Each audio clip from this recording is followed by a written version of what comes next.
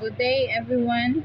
In this video, I'm going to cover how to convert a percent to a fraction. And remember, percent means per 100, or you can think of it as out of 100. So let's take a look at number 1. We have 82%. So that means 82 out of 100. And our fraction would be 82 hundredths or 82 over 100. That's how you put a percent to a fraction. Now we can simplify that fraction. So a common factor between 82 and 100 would be 2. It's actually the greatest common factor. So let's divide by both by 2. Take it our fraction in lowest terms. So 82 divided by 2 is 41 over 50. Since 100 divided by 2 is 50. So again, percent means per 100. So 82% means 82 over 100. And then we simplify. And number 2, we have 50%.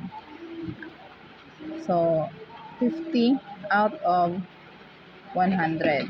And then we divided by it by 50. So we can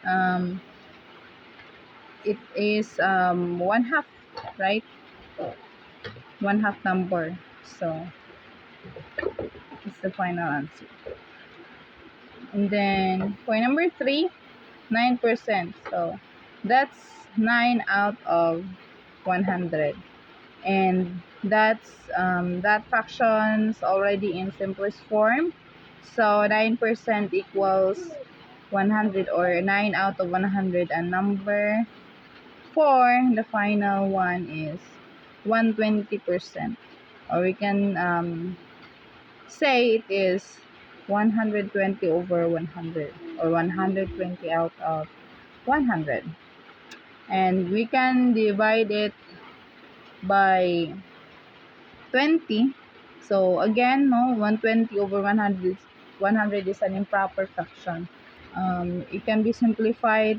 The greatest common factor between 20 and 100 is 20. So we can divide both by 20.